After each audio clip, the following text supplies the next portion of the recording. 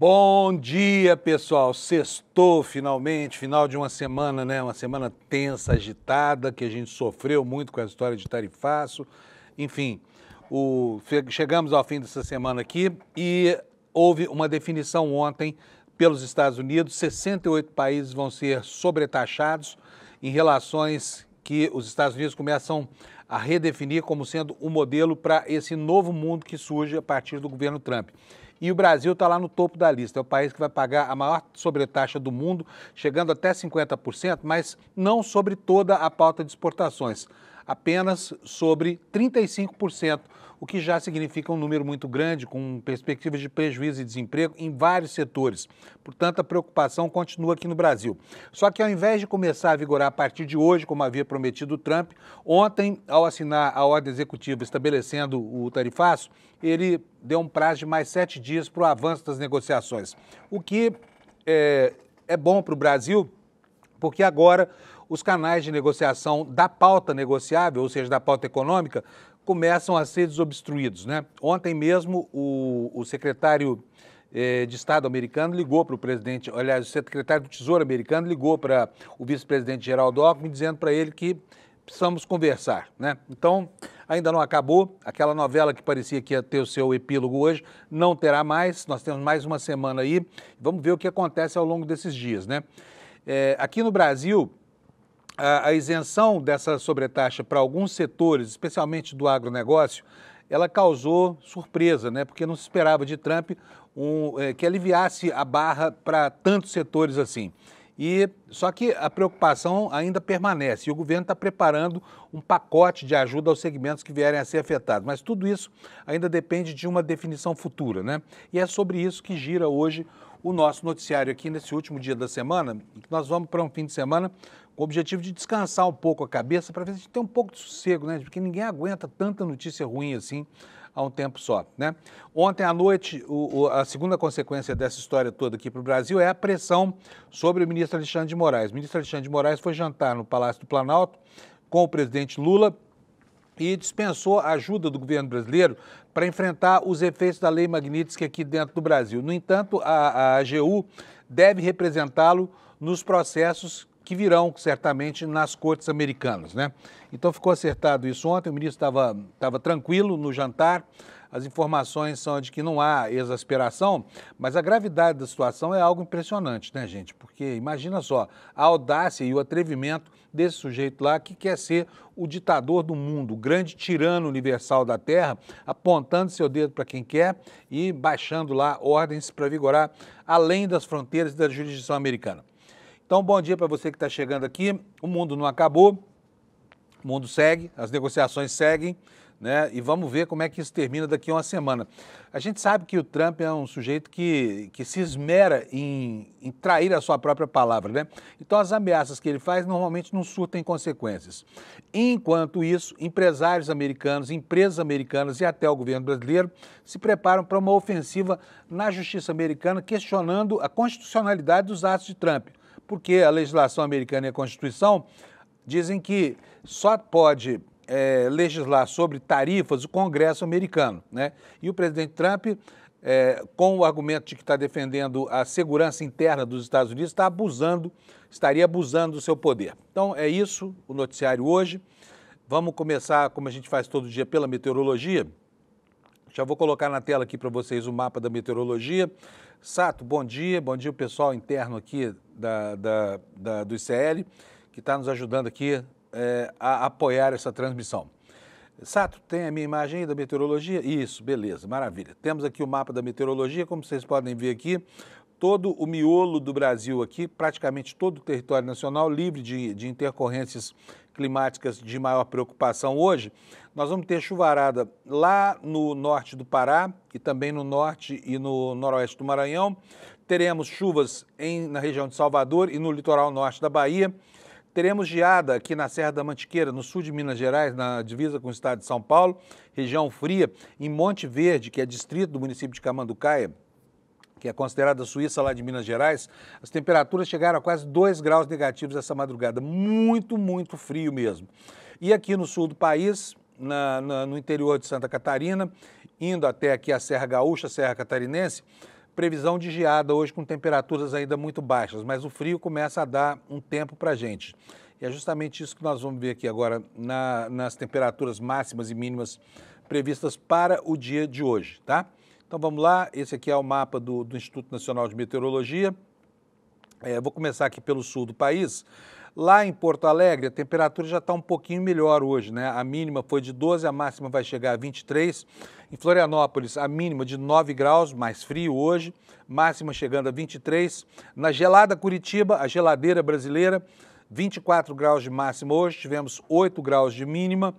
Aqui em São Paulo, 9 graus de mínima durante a madrugada, 22 graus de máxima, a temperatura já subiu 2 graus, mas continua muito frio e ventando, que agora, de madrugada, quando eu vim aqui para o ICL, estava uma ventania grande. A mesma coisa que acontece em Brasília. No Rio de Janeiro, a temperatura ainda congelante para os cariocas, foi a 12 graus na madrugada, vai a 26, né? Aqui na região do leste de Minas Gerais e do sul da Bahia, nós teremos aqui possibilidade de geadas nas serras, portanto, os motoristas prestem muita atenção aqui, as estradas são perigosíssimas e agora pela manhã, pelo menos, o clima não deve ajudar, tá? Belo Horizonte, 9 de mínima, 26 de máxima. Campo Grande, a temperatura já subiu bastante, está com 17 agora, a temperatura vai chegar até 33 graus. No restante do Brasil, tempo normal. Olha, vamos ver aqui em Salvador. Salvador ainda chove, mas o sol aparece. Temperatura mínima de 22, temperatura máxima de 27 graus. E nas capitais do Nordeste, né, aliás, em todas as capitais, a partir de Salvador, contornando aqui a fronteira litorânea e também a fronteira seca, vamos ter chuva hoje ao longo do dia, tá? Com maior incidência aqui nessa região verde escuro, que fica entre o noroeste do Pará e o norte do estado do Amazonas. Com relação ao fim de semana, nós temos aqui no G1 a informação, deixa eu só esperar sair essa propaganda aqui, a informação de que o frio está perdendo força no sul e no sudeste e o ar seco intensifica os efeitos da seca no centro-oeste do país, né? As temperaturas sobem um pouco nas capitais do sudeste, manhãs geladas continuam em algumas áreas do sul, a umidade do ar segue crítica no centro-oeste, no interior de São Paulo e Minas Gerais, com índices muito próximos do estado de emergência, diz aqui a meteorologia do site do G1. Visto o clima, vamos passar ao noticiário. Como é que estão as notícias aqui? Nós temos aqui, deixa eu dar só uma atualizada aqui na capa do ICL, porque aqui as notícias às 7 da manhã mudam, né? E a gente acaba sendo traído porque fica lendo manchetes velhas aqui na formação anterior da página principal do site do ICL. O site do ICL fica em iclnoticias.com.br e é um excelente local para você atualizar as suas informações sobre tudo que importa no Brasil. Hoje, a nossa manchete principal é a reação da Procuradoria-Geral da República às sanções contra o ministro Alexandre, essa afronta, né, a soberania do Judiciário, e a PGR se manifestou aqui com assombro diante disso que está acontecendo. Nós temos aqui como destaque também a matéria da The Economist sobre a aplicação da Lei Magnitsky ao ministro Alexandre de Moraes, né, que a revista considera um ataque sem precedentes ao Judiciário, né?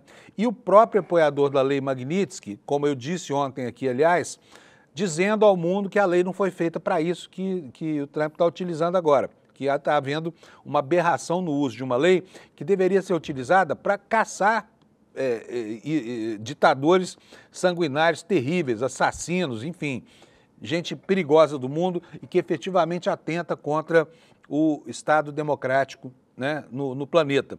Então, o próprio inspirador da Lei Magnitsky diz que há uma exorbitância dos Estados Unidos aí, mas isso não sensibiliza o governo dos Estados Unidos, que usa desabusadamente essa perspectiva legal para fustigar inimigos do plano ideológico. Nós tivemos aqui mais um caso de agressão policial, né? Esse cantor gospel aqui, João Igor, né, que foi baleado por um policial dentro de um ônibus ele vai contar para a gente aqui no ICL o que foi que aconteceu, dizendo que é um caso de racismo e que o policial simplesmente não foi com a cara dele, não sabe até agora por que houve essa agressão. Olha, coisa boa, notícias boas também acontecem aqui, nós estamos começando o fim de semana, então nunca é demais colocar aqui uma pitada de coisas interessantes, mas uma notícia alvissareira aqui no portal do ICL, uma onça pintada foi registrada lá no Rio de Janeiro, em 5 décadas que não se via esse animal, né? Que coisa bonita isso acontecendo, esse felino de grande porte. Outro dia, no sítio do Eduardo Moreira, que fica na Serra da Mantiqueira, também houve o registro lá pela câmera que ele colocou de uma onça pintada passeando, tomando água lá, os bebedouros que ele espalhou pelo sítio dele. Então, que bom, né? Sinais de regeneração da fauna, um sinal alvissareiro, que mostra pra gente que nem tudo está perdido nesse planeta onde os homens esquecem de dividir o espaço com os donos desse espaço, que são os animais que estavam aí há milhares e milhares de anos, né? Olha só, a notícia surpreendente lá no Supremo. Dias Toffoli, que tem sido tão liberal com relação à interpretação da lei para acusados, né, na Operação Lava Jato, negou o pedido do Sérgio Cabral, manteve a condenação do ex-governador do Rio de Janeiro pela Lava Jato. E por último, o último destaque, aqui embaixo da página, Lula deve ir à TV para reagir aos ataques dos Estados Unidos e para reafirmar a soberania brasileira, no que faz muito bem, né? Passou da hora do presidente brasileiro ir lá e usar desse grande canal de comunicação, que são as cadeias de rádio e televisão, para comunicar à população brasileira o que é que está acontecendo, né? E tomara que ele coloque muito bem o problema e mostre que nós estamos sendo alvo de uma campanha muito insidiosa, muito abjeta, movida pelo Bananinha. Então vamos começar agora a discorrer sobre os destaques aqui do noticiário. Primeiro de tudo, essa informação sobre a reação da Procuradoria-Geral da República a essas sanções aplicadas contra o ministro Alexandre de Moraes, né? E aqui está a informação de que o órgão manifestou solidariedade a Alexandre de Moraes, ministro do Supremo Tribunal Federal, né, a Procuradoria-Geral da República, que também se manifestou. Então, nós temos todos os órgãos vinculados ao sistema de justiça já tendo repudiado esses ataques contra a soberania, né, e a autonomia do nosso Poder Judiciário. A informação aqui na página do ICL diz o seguinte: a Procuradoria-Geral da República, em nota divulgada na noite desta quarta-feira, anteontem, portanto, né, declarou que recebeu com assombro a aplicação de sanções ao ministro Alexandre de Moraes pelos Estados Unidos. A nota diz o seguinte: a PGR recebe com assombro a notícia da imposição por Estado estrangeiro de sanção ao eminente ministro Alexandre de Moraes pelo desempenho das suas funções jurisdicionais. Na manifestação, o órgão manifestou ainda a solidariedade a Alexandre de Moraes. A PGR, aqui entre aspas, a PGR manifesta solidariedade ao ministro, ao Supremo Tribunal Federal e ao Judiciário brasileiro. Renova o reconhecimento da exatidão técnica das deliberações do Supremo Tribunal Federal e de todos os seus integrantes. Então está aqui o registro dessa manifestação da Procuradoria-Geral da República em favor do ministro Alexandre de Moraes. Claro que não é uma manifestação de solidariedade pessoal, mas institucional, né? E aqui nessa segunda manchete do ICL, a informação de que o governo Lula está avaliando ir à justiça nos Estados Unidos em defesa do ministro Alexandre de Moraes, que ontem jantou com o presidente Lula e dispensou qualquer ajuda do governo para enfrentar o problema aqui dentro do Brasil, tá?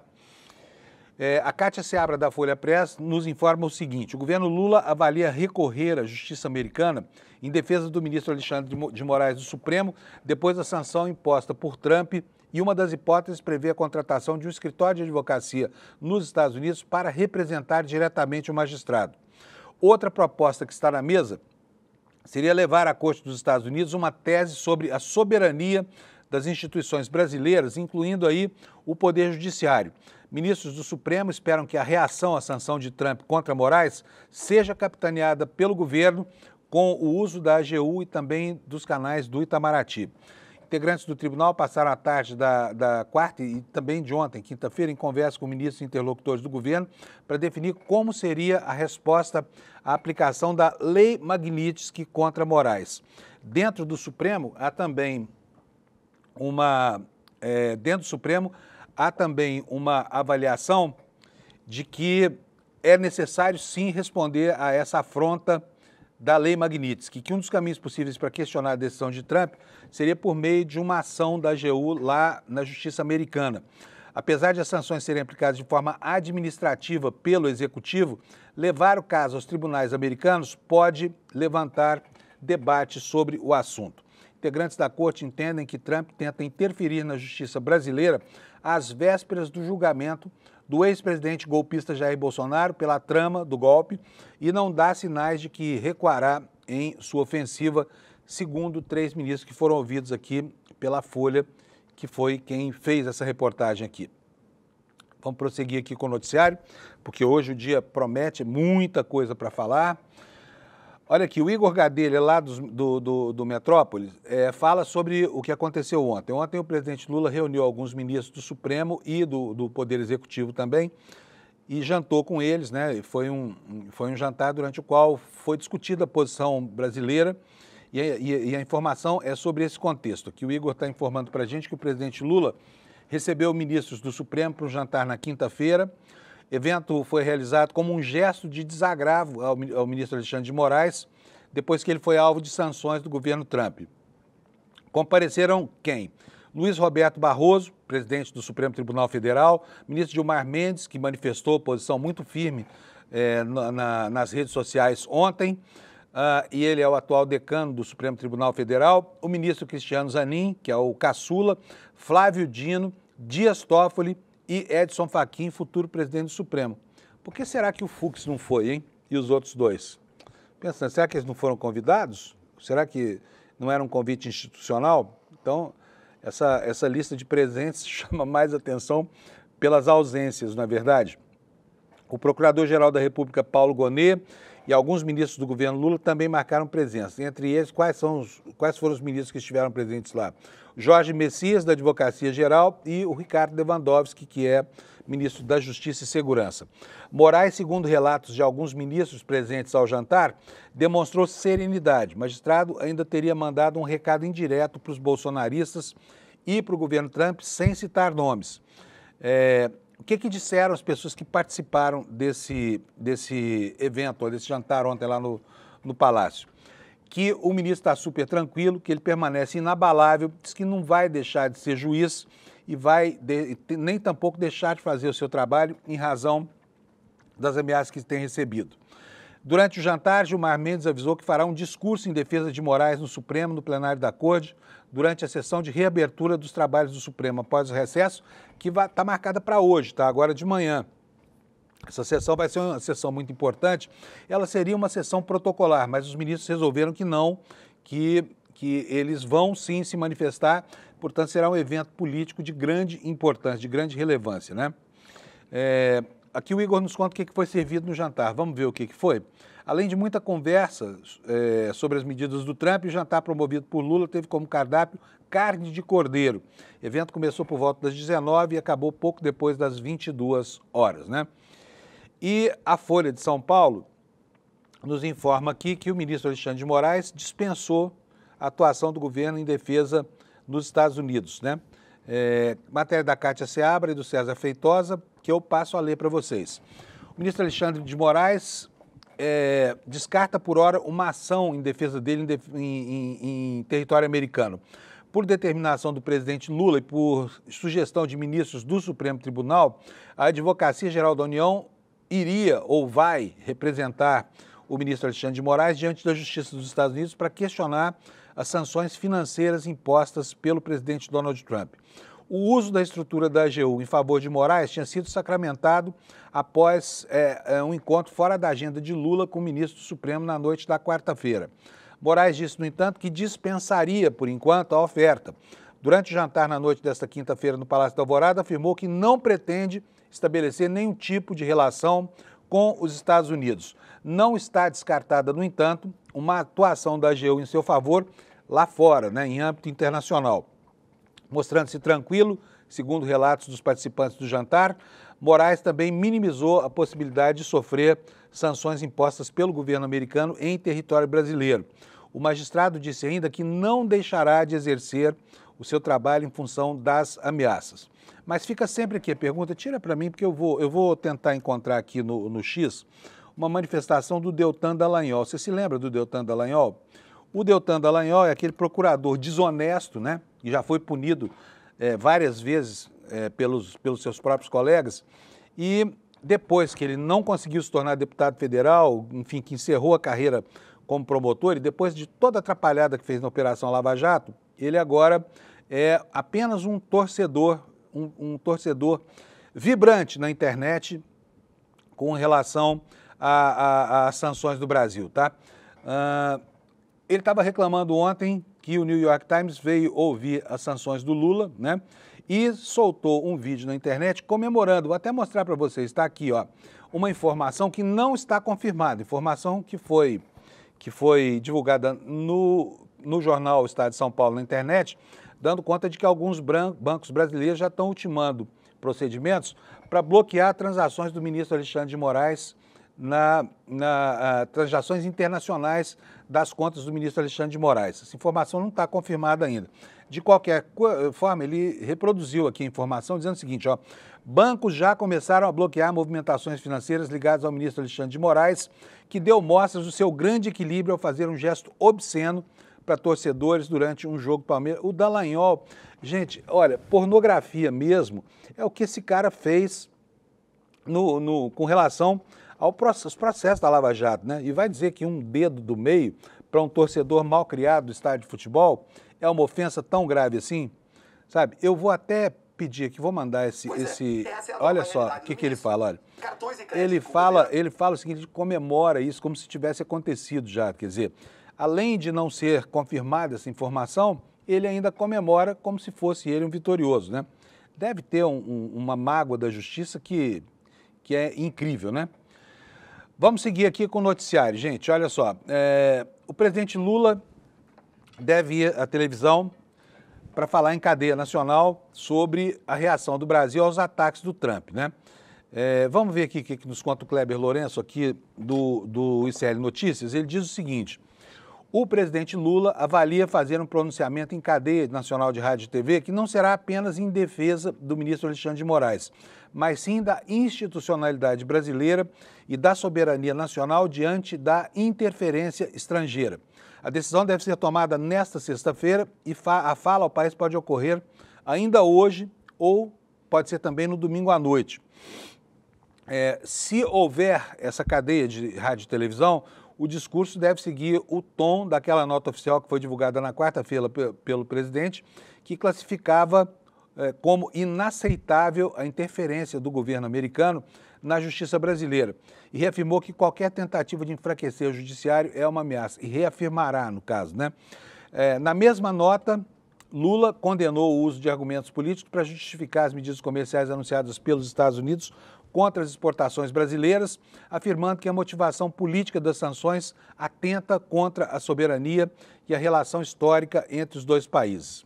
O pronunciamento também deve abordar como o governo está trabalhando para minimizar os impactos do tarifaço no Brasil. A aplicação das tarifas foi adiada em uma semana, né? E virá com exceções e isenções, mas deve atingir ainda com força alguns setores do agronegócio e também a indústria de armas. É curioso como os aliados lá fora dos bolsonaristas estão sacrificando setores aqui no Brasil que deram a ele irrestrito apoio, inclusive financiando a insidiosa campanha pelo golpe de Estado, né? Estou falando aqui do agro e estou falando também da indústria de armas brasileira. Estou falando mais especificamente da indústria Taurus, né? O pessoal vai começar a sofrer, porque o mercado americano é importante para a Taurus, por exemplo, né? Que exporta para lá armas fabricadas no Brasil. A matéria do Kleber também nos informa aqui que essa será a segunda vez que Lula usará uma cadeia nacional. Em meados de julho ele já havia criticado o tarifaço em rede nacional, mas agora a estratégia é reunir numa mesma fala a defesa institucional, a proteção da economia e a reafirmação da soberania brasileira à frente das pressões externas. Portanto, vamos aguardar, vamos saber se vai acontecer mesmo, se será hoje. Eu, sinceramente, acho extremamente necessário uma comunicação direta com o presidente da República para a população, já que compete a ele liderar esse processo da reação, né? E até agora, como eu disse ontem aqui, o Lula tem feito uma condução impecável da posição brasileira diante desses ataques, desses arroubos norte-americanos, tá bom? Gente, quanto vai ser tarifado efetivamente pelos Estados Unidos da pauta de exportações brasileiras? O Brasil, de fato, fez as contas e está aí colocando para nós o índice, 36%. Ou seja, vamos colocar aqui com uma aproximação. 1/3 de cada 3 dólares exportados para os Estados Unidos, 1 dólar será sobretaxado, né? E infelizmente, esse setor vai ficar em uma condição de competitividade muito prejudicada lá em relação a outros concorrentes que sofrem tarifas menores, né? Mas o tarifaço vai afetar, olha, café, por enquanto, né? Eu acho que os americanos não vão querer tomar um café sobretaxado com 50%. Eles prezam o café. O café brasileiro é quase todo o café que eles tomam lá. Vamos lá, as carnes, né? Isso aqui também gera efeito inflacionário. Nós temos mais uma semana pela frente, uma perspectiva de negociação, por enquanto, aberta durante o dia de ontem, né? Então são 36% para os Estados Unidos. Vamos ver o que nos diz aqui o Brasil de fato nessa reportagem. O tarifaço dos Estados Unidos deve afetar cerca de 36% de tudo que o país vende anualmente para a nação estadunidense. O percentual foi revelado nesta quinta-feira pelo vice-presidente Geraldo Alckmin, que também é ministro do Desenvolvimento, Indústria e Comércio Exterior.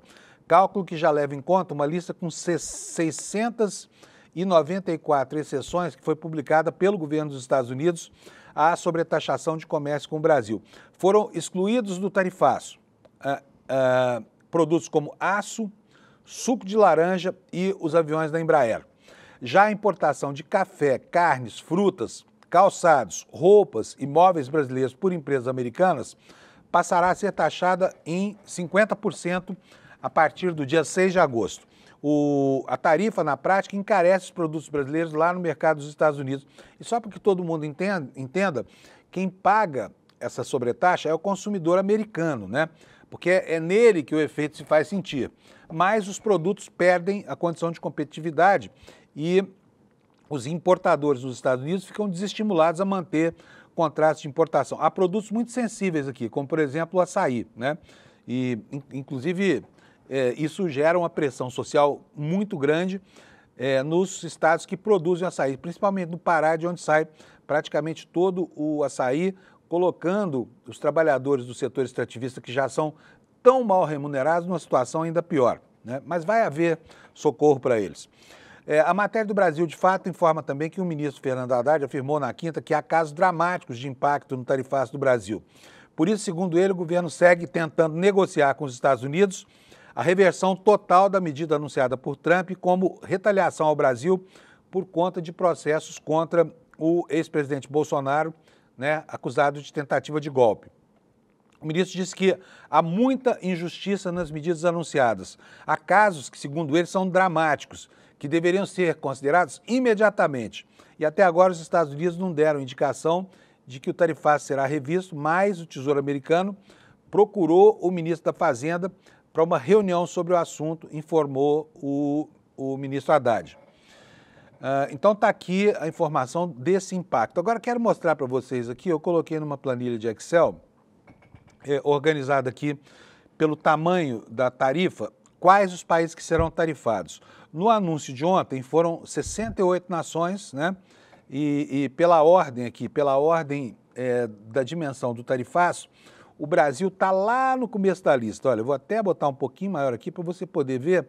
O Brasil é o único país do mundo tarifado em até 50%. Depois dele vem a Síria, 41%, Laos, 40%, Mianmar, 40%, a Suíça, com 39%, o Iraque, 35%, aí vem uma relação de países, né?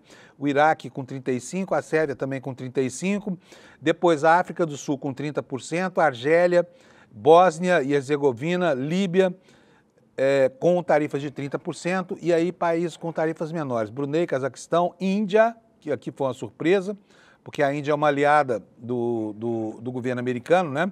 Isso causou muita surpresa lá na Índia e já houve reações, inclusive reações muito negativas para os BRICS, né? Porque a Índia é extremamente importante na organização desse grupo, que hoje representa a principal afronta a esse desejo de se manter hegemônico na marra do presidente dos Estados Unidos, né? Então está aqui a lista para vocês, olha, são 68 países, tarifas que variam de 50%, caso do Brasil, até a menor delas, que é de 10% aplicada sobre o Reino Unido. Vou voltar aqui agora para as notícias. Aqui vamos detalhar um pouquinho essa informação de que o Tesouro Americano procurou o ministro Haddad para abrir uma rodada de negociações. A informação está entre outros sites do Brasil, de fato, né? E vamos ver aqui o que diz isso. Olha, a Secretaria do Tesouro dos Estados Unidos procurou finalmente o ministro da Fazenda para marcar uma agenda para debater o tarifaço imposto pelo governo Trump contra parte das exportações brasileiras. Ainda não há data prevista para essa reunião, mas ela deve ocorrer logo, né? Senão não adianta nada. O último encontro entre o ministro da Fazenda, ou técnicos da Fazenda e da Secretaria do Tesouro dos Estados Unidos, ou com o secretário Scott Bessent, foi em maio, antes do anúncio dessa tarifa de 50%. A assessoria do secretário Bessent fez contato conosco na quarta-feira 30 e, finalmente, vai agendar uma segunda conversa. A primeira, disse o ministro, como eu já havia adiantado, foi em maio na Califórnia. Haverá uma segunda rodada de negociações. Vamos levar às autoridades americanas o nosso ponto de vista, disse nesta quinta-feira o ministro Fernando Haddad. Ele destacou também que esse é apenas o ponto de partida de negociações que deveriam estar acontecendo, mas foram embargadas porque o governo americano fechou todos os canais, né? O que mais disse o ministro? Disse o seguinte: nós estamos em um ponto de partida mais favorável do que se imaginava, mas longe ainda do ponto de chegada. Há muita injustiça nas medidas que foram anunciadas ontem. E aqui a matéria explica que cerca de 700 produtos ficaram fora da lista do tarifaço, de 50%, e segundo estimativas, 43% dos valores exportados para os Estados Unidos ficaram de fora. Na verdade, é mais do que isso, né? É mais do que isso, é quase 70%.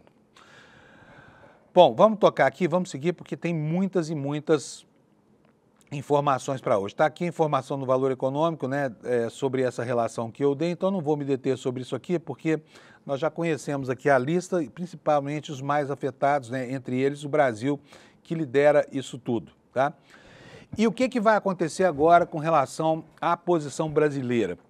Nos primeiros dias, todo mundo, tenho certeza que você, na sua casa, ficou pé da vida com essa história, com o tamanho da ofensa e pensou logo assim, vamos retaliar. Mas eu conversei ontem com duas pessoas do governo e elas me disseram o seguinte, que é muito difícil promover essa retaliação. Por quê? Porque isso sacrifica ainda mais empresas que já são vítimas da sanha dessas tarifas do Trump. Então, não será fácil, porque isso coloca a possibilidade, inclusive, de aumento da inflação num país que já está acossado, né, com relação ao controle da sua inflação e que já tem juros estratosféricos como o Brasil, portanto, está no limite da sua capacidade de interferir na dinâmica do processo inflacionário, né? E por isso o governo agora, nos informa aqui o jornal O Globo, dá ênfase nas negociações. Portanto, a retaliação, que provocaria tantos efeitos danosos aqui, pode ficar em um segundo plano. Nós temos a lei, temos a justificativa, temos tudo, mas será que vamos usar? Essa é aqui a grande questão. O que nos conta aqui o jornal O Globo sobre isso? Após o recuo parcial dos Estados Unidos no tarifaço ao Brasil, o Palácio do Planalto quer insistir na negociação com o governo Donald Trump. Embora medidas de retaliação não estejam completamente descartadas, são tratadas em segundo plano, uma vez que a expectativa é de conseguir avançar em melhores condições para setores afetados por essa sobretaxa americana. Na tarde de anteontem, de quarta-feira, Trump assinou uma ordem executiva determinando a aplicação da tarifa de 50%. Desconsideradas as tarifas específicas, 35,9% das exportações foram diretamente afetadas pela medida, quase 36%, como eu falei mais no início do programa. O presidente americano ainda determinou que a medida começará a valer em 7 dias e não nesta sexta-feira, concedendo, na prática, mais tempo para negociar termos mais favoráveis para produtos que não escaparam do tarifaço, como, por exemplo, o café, as carnes e os pescados. E ontem, entre os empresários, não havia ninguém capaz de fazer uma aposta segura de que essas tarifas, principalmente sobre café e carne, serão mantidas, né? Por quê? Porque isso afeta a economia americana, afeta o consumidor americano. O consumidor americano preza o café, precisa da carne. Os Estados Unidos consomem uma quantidade enorme de dianteiros dos bois abatidos aqui no Brasil, que é a carne preferida por eles para fazer hambúrguer, né, pela indústria alimentícia de lá. Então, vai aumentar, eles vão sentir no bolso os efeitos desse tarifaço do Trump, que já está tendo problemas lá para manutenção da sua popularidade em face, né, de medidas que até a maior parcela da opinião pública americana considera medidas atrozes. Mas vamos lá.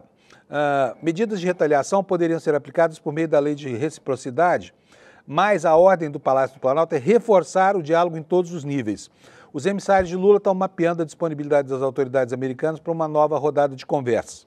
Segundo interlocutores, a experiência da negociação com outros países mostra que os Estados Unidos costumam ceder aos poucos. Segundo, numa participação ontem o Alckmin foi conversar com a Ana Maria Braga, lá na Rede Globo, né? E lá ele afirmou que a negociação não terminou. Para o governo, o dia de hoje representa o início de uma segunda fase desse processo de tentar obter condições mais favoráveis. No Ministério da Fazenda, o objetivo é abrir um novo canal de diálogo com o governo dos Estados Unidos por meio do secretário do Tesouro americano, Scott Bessent.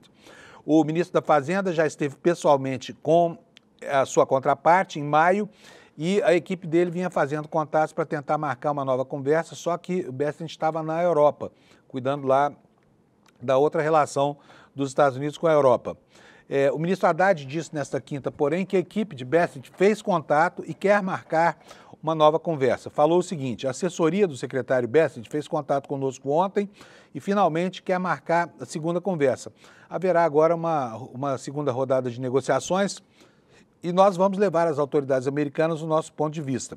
A intenção da Fazenda é de que o canal entre Haddad e Bessent funcione como um complemento ao contato entre Alckmin e o secretário Howard Lutnick, que é o secretário de Comércio do Trump. Enquanto o Alckmin está mais focado nas tarifas e no efeito sobre os diferentes setores econômicos, o ministro da Fazenda conversaria sobre iniciativas para facilitar a relação bilateral. Aliás, já Haddad garantem que o Brasil tem cartas na manga. A equipe econômica também avalia que o Brasil se preparou para o primeiro round do tarifaço por meio do plano de contingência, com medidas para dar suporte aos setores afetados. Na manhã desta quinta-feira, ontem, Lula se reuniu com o ministro para reavaliar o pacote após o recuo parcial do Trump. Quer dizer, aos poucos, o ambiente vai ficando mais desanuviado. Não que não haja, né, a intenção do governo dos Estados Unidos de causar prejuízos reais no Brasil, com o objetivo de fazer com que a opinião pública se revolte contra o governo e assim faça com que o governo pressione o Supremo a encerrar os processos contra o ministro Alexandre de Moraes. Isso só na cabeça de um proto-tirano como o Trump, que pode acontecer. Por quê? Porque ele, gente, e aqui é muito importante observar o que ele mesmo fez, ele deve medir o Brasil pela própria régua. Qual foi a primeira medida que ele fez de impacto quando tomou posse no dia 20 de janeiro? Foi justamente anistiar os bagrinhos que ele usou no 6 de janeiro de 2022, quando houve um episódio muito parecido no Capitólio com aquilo que houve aqui no Brasil, que haveria no Brasil 1 ano e 2 dias depois, na Esplanada dos Ministérios, quando aquela turba teleguiada pelo bolsonarismo foi lá e quebrou tudo. Nos Estados Unidos nós tivemos 5 mortes, né? Enfim, houve 1.500 condenações e o Trump assinou um decreto indultando todos esses patriotários americanos, inclusive criminosos notórios, que ficaram livres da cadeia em virtude de outros crimes que haviam cometido. Então, essa cabeça do Trump parece estar orientando essa história toda. Ele certamente pensa que o Lula tem os poderes que ele tem e tem, né, a moral do Trump. Ele acha que todos são iguais a ele. Felizmente não são. Vamos tocar aqui o barquinho. Como é que vai ficar o socorro para as empresas atingidas pelo tarifaço? O governo vai acolher essas empresas. É algo muito parecido com aquilo que aconteceu durante a pandemia, né? Porque também aqui há uma situação de emergência nacional para evitar, inclusive, um efeito cascata decorrente das dificuldades setoriais que essas tarifas certamente trarão. A matéria do jornal O Globo nos conta que o socorro do governo a empresas atingidas pelo tarifaço deve incluir um benefício atrelado ao salário mínimo. Como é que vai ser isso?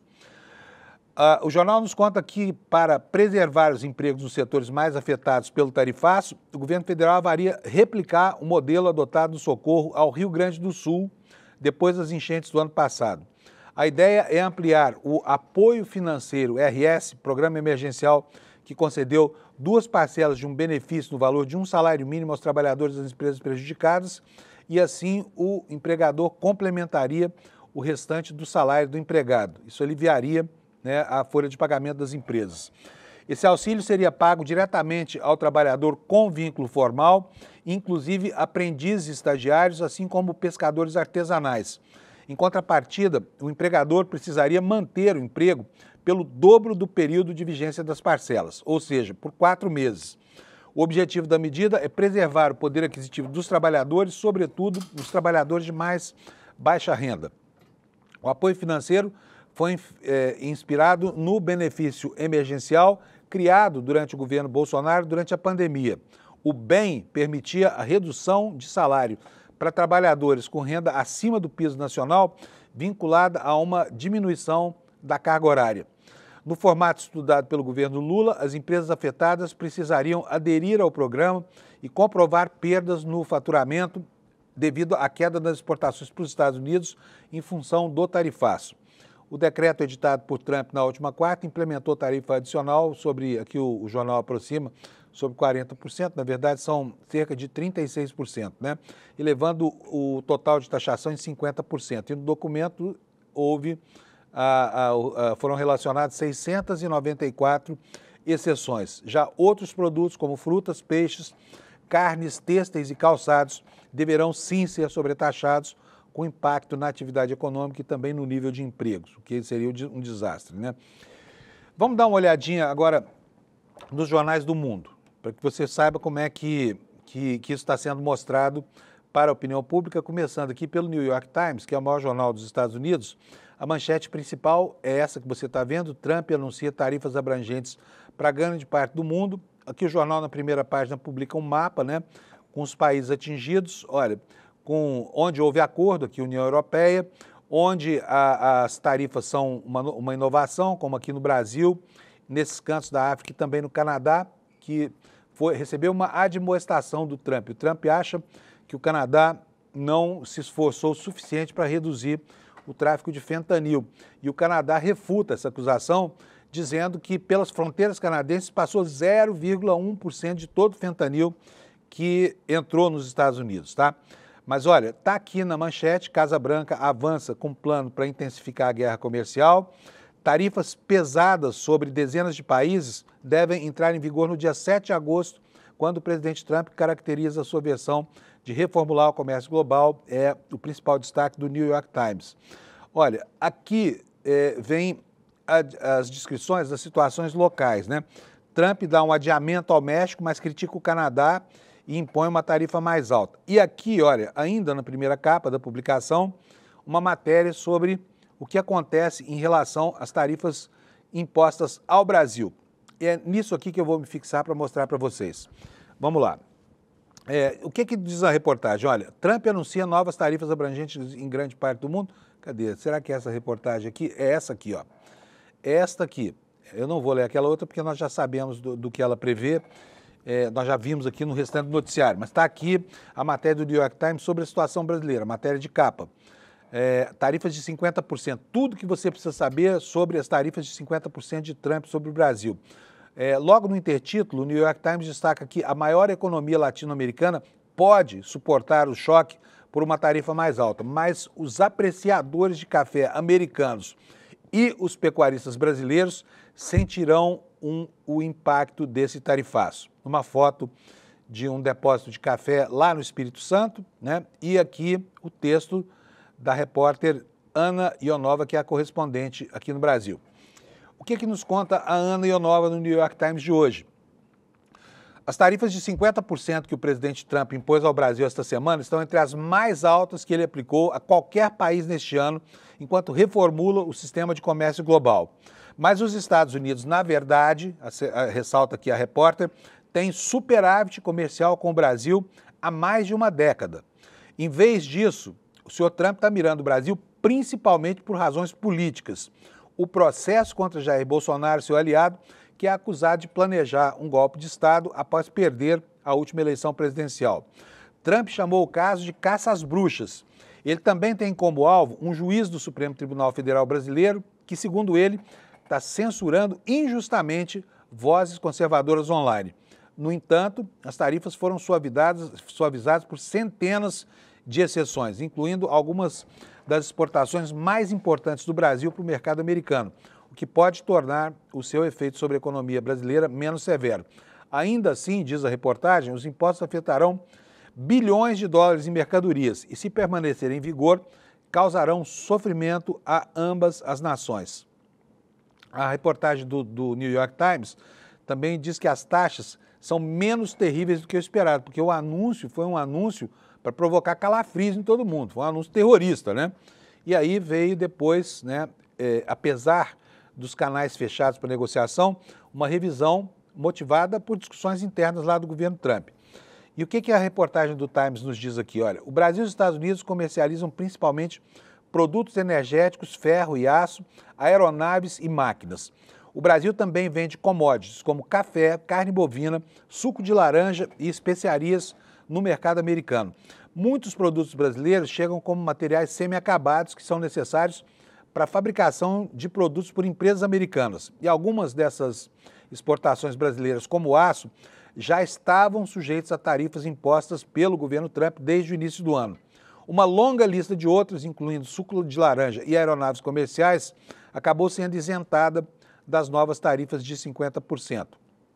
E aqui o jornal começa a reproduzir a opinião de líderes empresariais brasileiros e de acadêmicos que estudam a economia, né? E fala o seguinte, olha, entre aspas aqui, declaração do professor Paulo Feldman, da Universidade de São Paulo. Na verdade, não foi tão ruim quanto temíamos. Nos deu até uma sensação de alívio, disse o professor Feldman.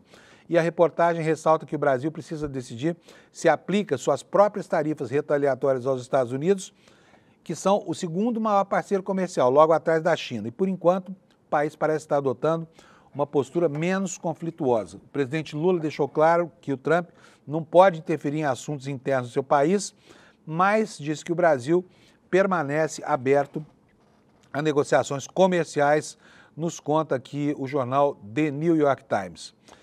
E como é que está a acolhida desse tipo de coisa pela população brasileira? O Brasil, de fato, nos informa que a maioria da população vê Trump errado sobre o caso Bolsonaro e nega perseguição ao ex-presidente. Uma pesquisa de opinião do Datafolha divulgada ontem aponta que a maioria dos brasileiros acredita que o presidente Donald Trump está errado ao pedir a suspensão do julgamento do ex-presidente Bolsonaro.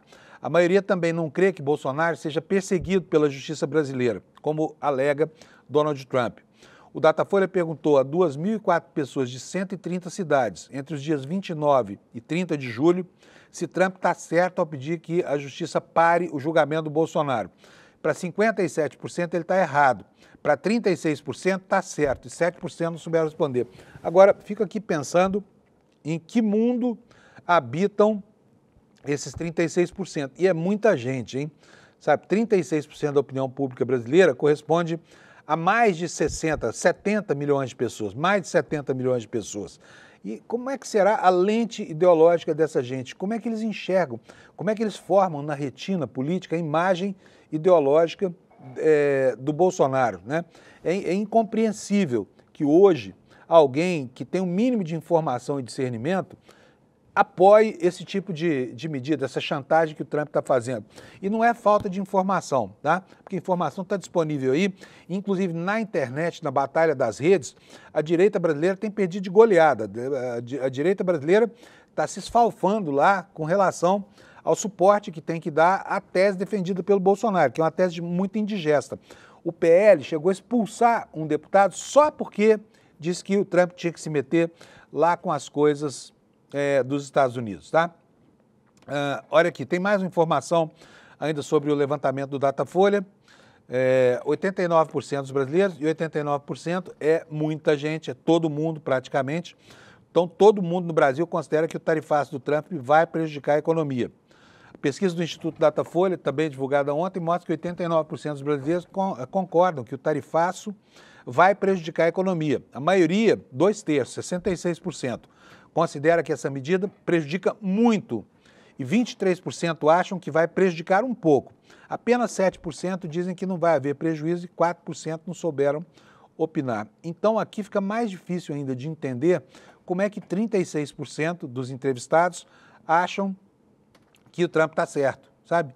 Gente que acha que prejudicando a si mesmo, o governo dos Estados Unidos, prejudicando a si mesmo, eu digo, do ponto de vista do entrevistado pelo Datafolha, o governo americano ainda assim tem razão, né? É coisa de masoquista, só pode ser. A repercussão política.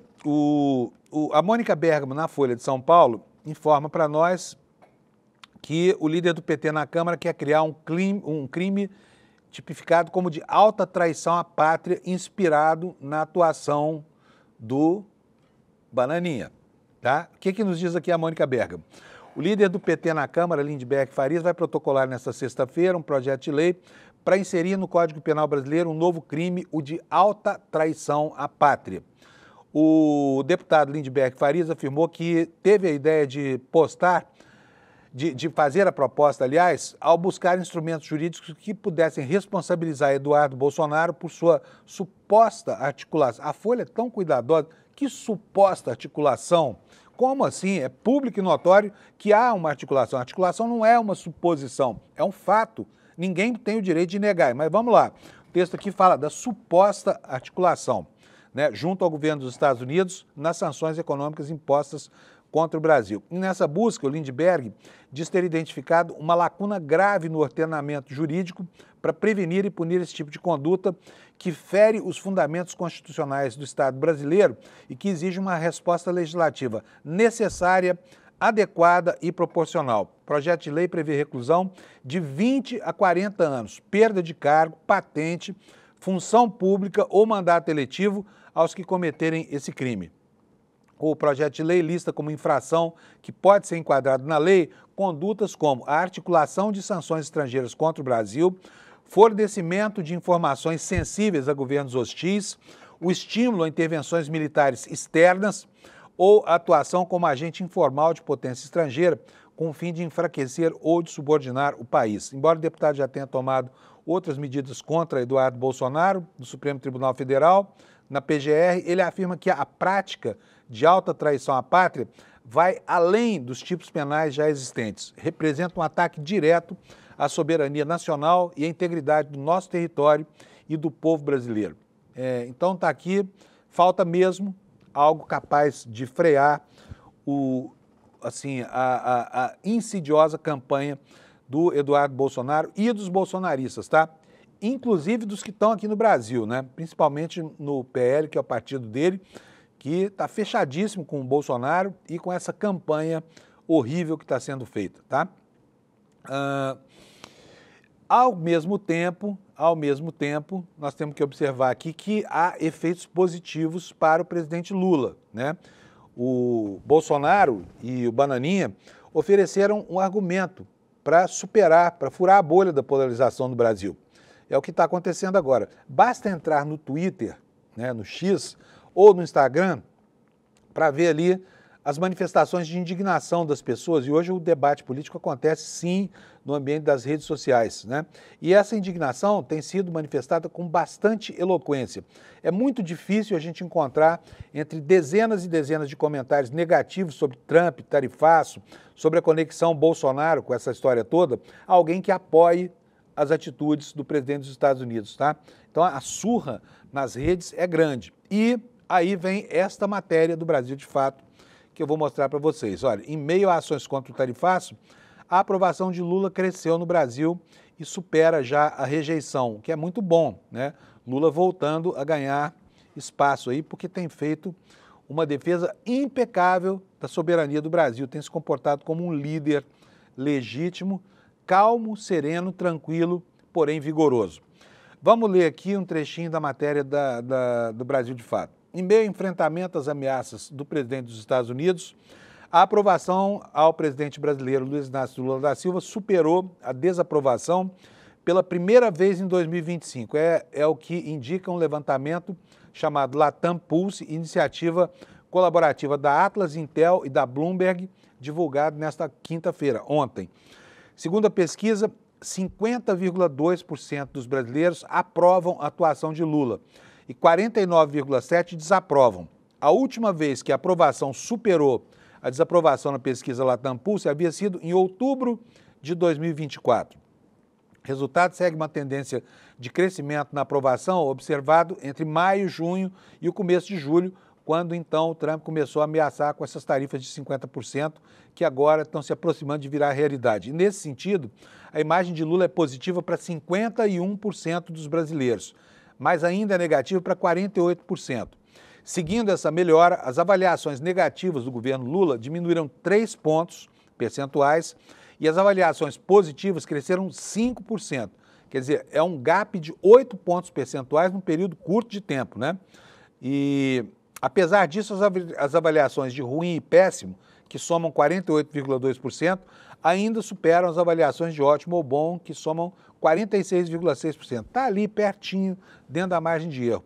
Só que há uma tendência de melhora, aponta aqui a matéria do Brasil de Fato. Entre junho e julho, o crescimento da imagem positiva de Lula foi de 4 pontos percentuais, o que não é pouca coisa.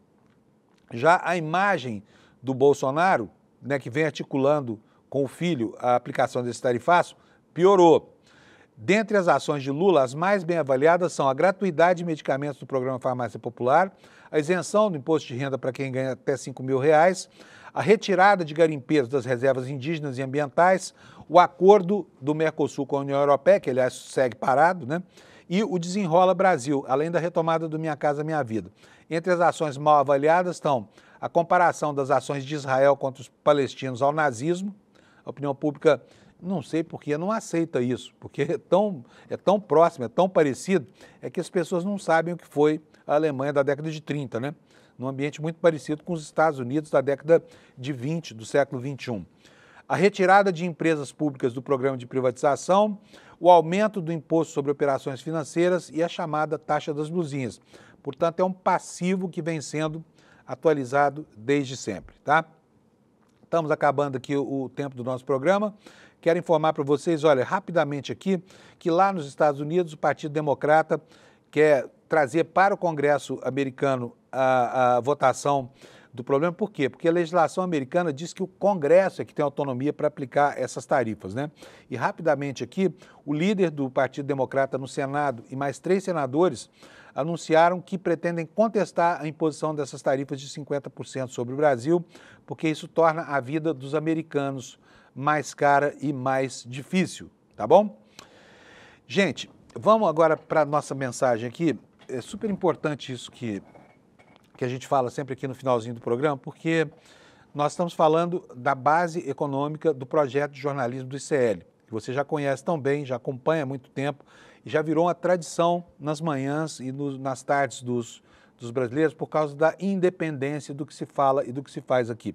Vou dizer uma coisa para vocês, eu tenho 44 anos e uns quebrados de jornalismo. Trabalhei nas maiores redações do país, trabalhei na Globo muitos anos, trabalhei muito mais na TV Bandeirantes, trabalhei em praticamente todas as emissoras de televisão do Brasil. Nunca na minha vida eu estive em um lugar em que o patrão não te manda pensar como ele. Todos os lugares é assim. O dono do meio de comunicação, ao pagar o seu salário, ele acha que compra também a opinião do jornalista, que é também uma compra da dignidade, né? Pois aqui no ICL não acontece nada disso, tá? E como é que se armou a estrutura econômica, que é determinante para a organização desse ambiente? Porque aqui não há publicidade, aqui não há lobby de anunciante mandando a gente falar isso ou aquilo. É muito bom esse ambiente de liberdade. Nunca recebi uma ordem aqui, fale isso, fale aquilo, pense isso. Então, para que você possa nos ajudar a manter esse nível de independência, é muito importante que você preste atenção a essas oportunidades de colaboração entre você e ICL. Compre os nossos produtos aqui, participe de campanhas como essa do ICL Eterno.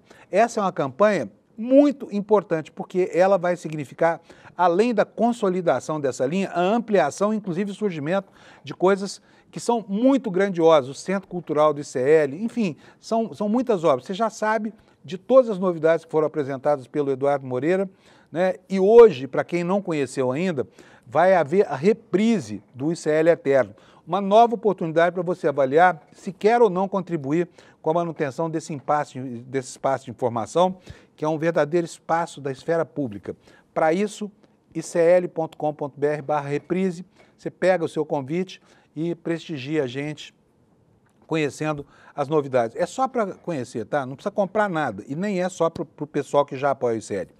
Desejo para você um ótimo fim de semana. Segunda-feira nós vamos estar aqui, né, com tudo em cima para poder saber como é que ficou o mundo ao longo do fim de semana que vem aí. Bom fim de semana para você, aproveite o restinho de inverno rigoroso aqui no Centro-Sul e a gente se encontra na segunda às 7 da manhã. Tchau, obrigado pela audiência. Título ICL Eterno, o documento que te comprova o seu vínculo vitalício com a maior comunidade de conhecimento independente do Brasil. Acesso ilimitado a todos os cursos e conteúdos. Participação vitalícia em todas as novidades que o ICL lançar. Apoio na construção dos nossos sonhos. Seu nome eternizado como apoiador do ICL. Não é assinatura, não é renovação. É conhecimento para você e para sua família para sempre.